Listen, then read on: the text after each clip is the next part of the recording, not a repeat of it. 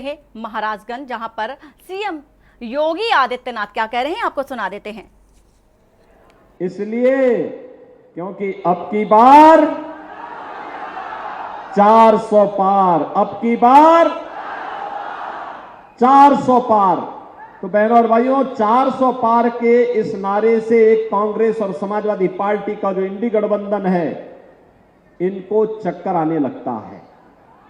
ये लोग घबराते, 400 पार कैसे? तो जनता जनार्दन उन्हें जवाब देती है। जवाब ये देती है कि जो राम को लाए हैं,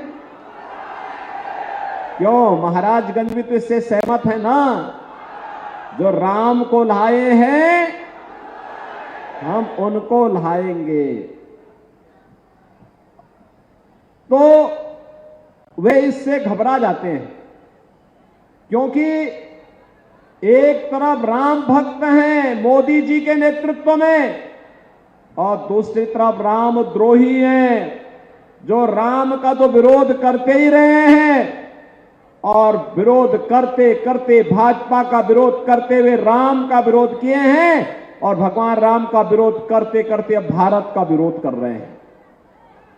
बहनों और भाइयों, ये लोग राजनीति के लिए, अपनी राजनीति के लिए, सत्ता प्राप्त करने के लिए, इन लोगों ने देश की जितनी क्षति की है वह अपूर्णीय क्षति है। सत्ता की अतिलिप्सा ने इनके कारण पहले देश का इन्होंने विभाजन किया, फिर देश के सामाजिक ताने बाने को छिन्न भिन्न किया, देश को जाति के नाम पर, क्षेत्र के नाम पर, भाषा के नाम पर आपस में लड़ाने का काम किया, और आज फिर वही झूठ बोल रहे हैं।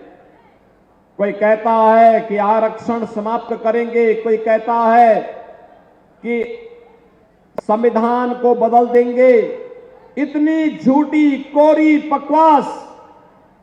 ये कांग्रेस देश के खिलाफ साजिश कर रही है। सच्चाई तो ये है कि कांग्रेस के नेतृत्व में जो ये गठबंधन है, चाहे वह समाजवादी पार्टी का हो, चाहे वह आरजेडी का हो, चाहे वह आम आदमी पार्टी का हो, सच्चाई तो ये है कि बहनों और भाइयों, इनका गठबंधन यह बाबा साहब भीमराव अंबेडकर का विरोधी रहा है। याद करिए, बाबा साहब भीमराव अंबेडकर को चुनाव हराया था कांग्रेस ने। जब समाजवादी पार्टी की अखिलेश यादव की सरकार प्रदेश में बनी थी, तो अखिलेश यादव ने बनते ही सबसे पहला काम क्या किया? उसका पहला वक्तव्य था कि बाबा साहब भीमराव अंबेडकर, साहू जी महाराज, सावित्रीबाई फुले, इन जितने भी महापुरुषों के स्मारक लखनऊ में बने हैं, उन सबको तोड़ेंगे। ये बात ये अखिलेश यादव ही कहते थे। और इन्होंने बाबा साहब भीमराव अंबेडकर के नाम पर, कांसी राम जी के नाम पर जो भी संस्थान बने थे, सबका नाम हटाने का पाप किसी ने किया था? इस समाजवादी पार्टी और कांग्रेस के गठबंधन की सरकार ने किया था। बहनों और भाइयों, अपने स्वार्थ के लिए संविधान के साथ छेड़छाड़ करना, देश के अंदर इमरजेंसी लगाना, भारत की भावना के साथ खिलवाड़ करना, एक कांग्रेस की फितरत रही है। और कांग्रेस आज फिर वही शरारत करने पर उतारू है।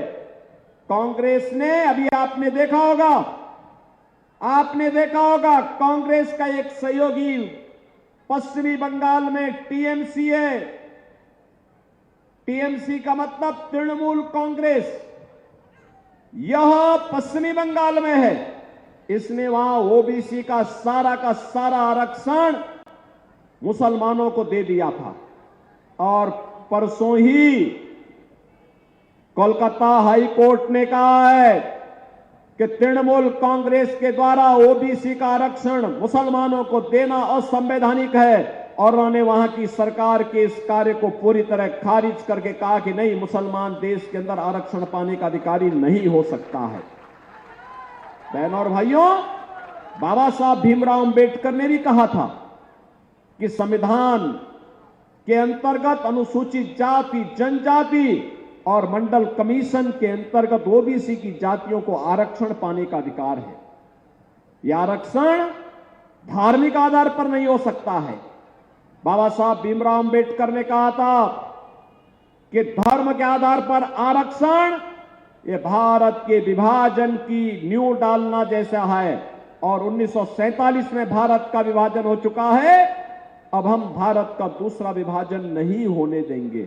और बहनों और भाइयों, इसीलिए ये कांग्रेस के लोग, इनका मैनिफेस्टो अगर आप देखेंगे, इनका घोषणा पत्र देखेंगे, बहुत खतरनाक खतरनाक बातें उसमें रखी हुई हैं। मैं उस पर चर्चा करूंगा, लेकिन मैं आज आपसे कहना चाहूंगा कि बहनों और भाइयों, आज हम नए भारत का दर्शन कर रहे हैं।